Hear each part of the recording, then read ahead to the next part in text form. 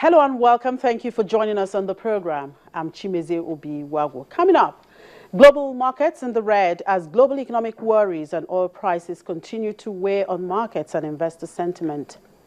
South Africa suffers its driest year on record in 2015 as a drought that has threatened the vital maize crop and hit economic growth shows no sign of abating.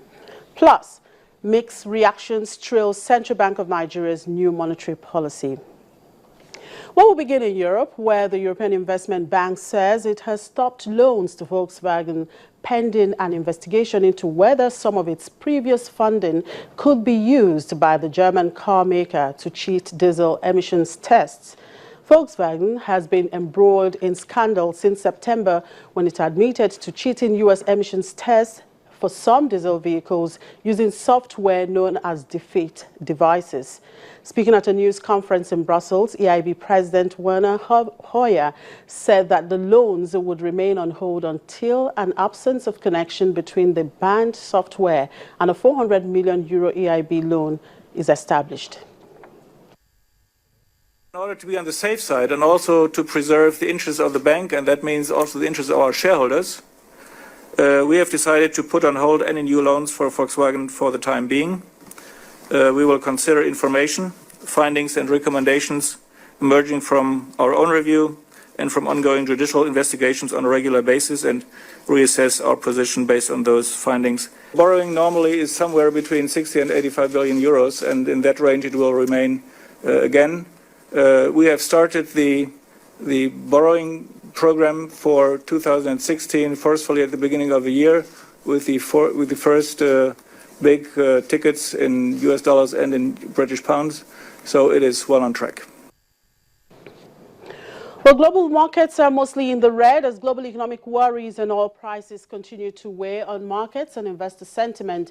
The European markets traded lower this morning, minus-led stocks lower after BHP Billiton announced a huge impairment charge against its U.S. assets. Asian shares reversed earlier gains to head lower. Chinese shares led the region's losses, with the mainland's benchmark Shanghai Composite Index closing down 3.55% at 2,900.97.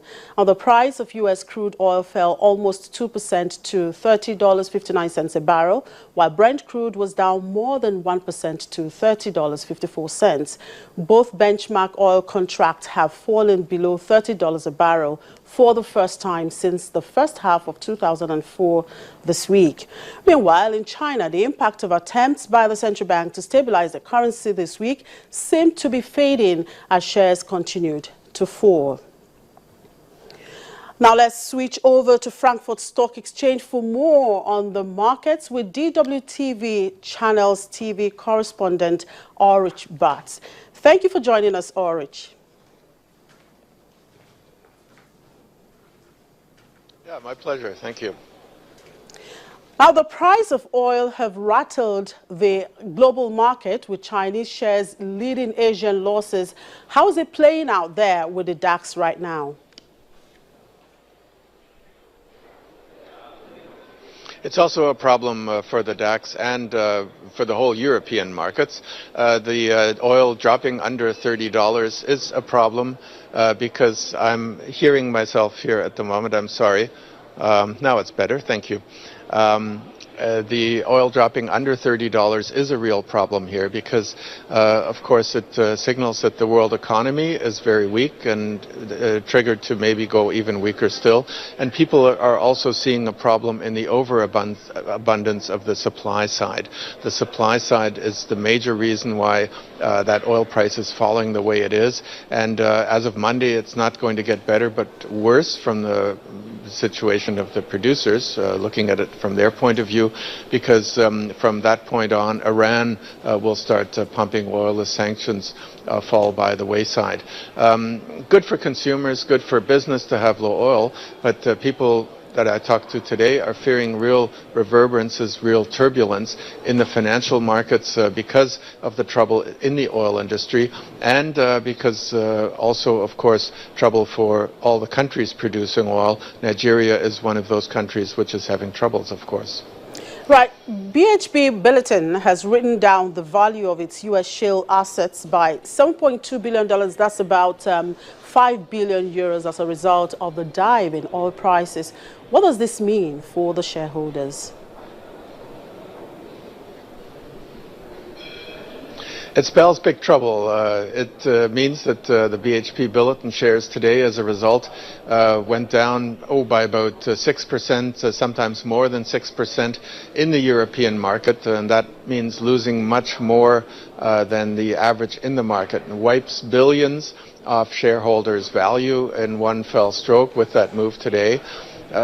BHP invested massive amounts of money in the U.S. Shale assets, into that fracking industry, and it's not paying off.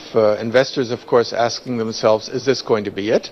Or if the oil price falls farther, if there's more trouble, will there be further hits? BHP, only one of those companies which investors fear will run into trouble because of the low oil price.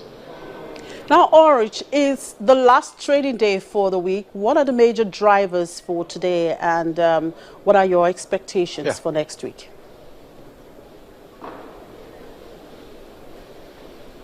Well, I think besides oil, the oil consumers, that is the car industry, is in a grand focus here in the European markets, also in Frankfurt. Auto shares are losing, not as much as yesterday. Renault really gave the people a scare when it became known that there was an anti-fraud investigation in connection with the engine, in connection with emissions. The full story is not out there yet, but the fears seem to have become a little bit more moderate. But still, it's not a good sign for the auto industry, and the scandals, not just at VW, maybe at Renault, not just at Fiat Chrysler, which also has a scandal brewing at the moment, is totally blocking out relatively positive new car figures for the European car market for 2015, which also came out today. Right, thank you for your time, Orich, and have a good weekend. Orich Butts, DWTV Channels TV correspondent at the Frankfurt Stock Exchange. We'll take a quick break now. When we return, South Africa suffers its driest year on record in 2015. Details in a moment.